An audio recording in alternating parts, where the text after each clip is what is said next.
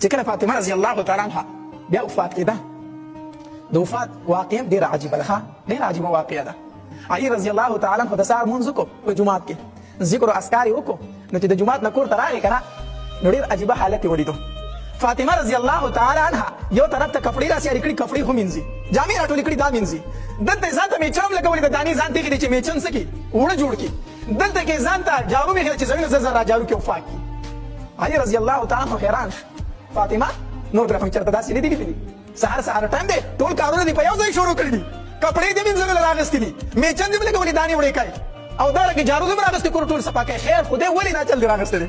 فاطمه رضی الله تعالی عنها فرمایلو وی علي زما سره ټایم لګ دې زر زر کارونه زه کوم زما سره ټایم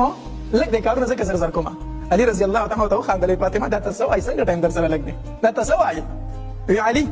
ما بیګا شپه خوب لیدلی دی بیګا شپه مې څه لیدلی دی خوب مې لیدلی دی زمونږ کله نبي علیه الصلاة والسلام راغلی په ما پسې ګرځي کله یوې کوټې ته ځي او کله بلې کوټې ته ځي زه ورله راشم لاسونه دې تاو کړم بابا ته زما نه تللی زه دې پرېښې یم دومره موده وشوله زه ګوره زه دې پرېښې یم ته رانه تللی زما بابا محمد مصطفی صلی الله علیه وسلم په خندا شو ما ته ویل چې فاطمه په تا پسې راغلم تا د ځان سره بیامه تا د ځان سره بیامه نو علي رضی الله تعالی عنه وفرمایلو وی صرف دا خبرې درته کړې تا ځان سره بیام نو دا خو خوب دی دا خو څه دی خوب دی نو فاطمه رضی الله تعالی عنها وفرمایل وی نه علي بله خبره هم کړې ده که نه بله خبره هم کړې ده وی څه یې درته وی ما ته وی چې فاطمه نن خو دې روژه نیولې ده خو پېشمنۍ دې په څه څه کړې څه دې پکې خوړلې دي روژه دې په څه نیولې ده ما ورته ویل چې بابا صرف دوه درې کجورې مې خوړلې یو ګوټو خو مې څکلي دي په دغه کې باندې روژه یم نور څه شی نه و د علي په کور کې نو په دې مې روژه نیولې ده نبی علیه الصلاة والسلام راته وفرمایلو چې پېشمنۍ دې د علي په دسترخوان کړی دی او په روژه ماتې به دې زه په دسترخوان انتظار کوم روژه ماتې به ما سره کوې زه به ستا په انتظار یم زه ستا په انتظار یم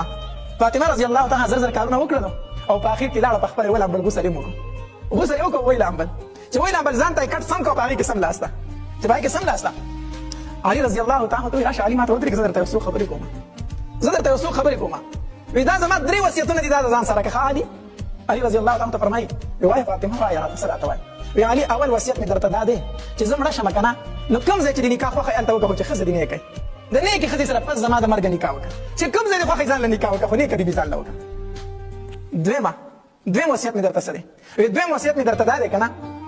چې کله دې دویمه ښځه وکړله که نه نو دا یو کم 10 ورځې د خپلې ښځې سره تېروه خو دا یو ورځ زما بچو حسن او حسین له ورکوه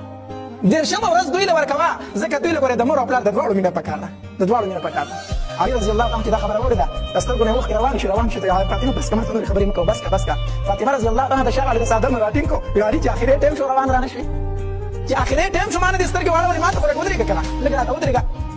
علي رضی الله تعالی ته ودرېدو نو په دې کې حسنین اواز وکړو علي رضی الله تعالی فرمایلو وی بابا زموږ مور چېرته ځي زموږ مور وایي زه ستا نه ځم نو بابا زموږ مور چېرته روانه ده فاطمه رضی الله تعالی ته فرمایلو ای حسنین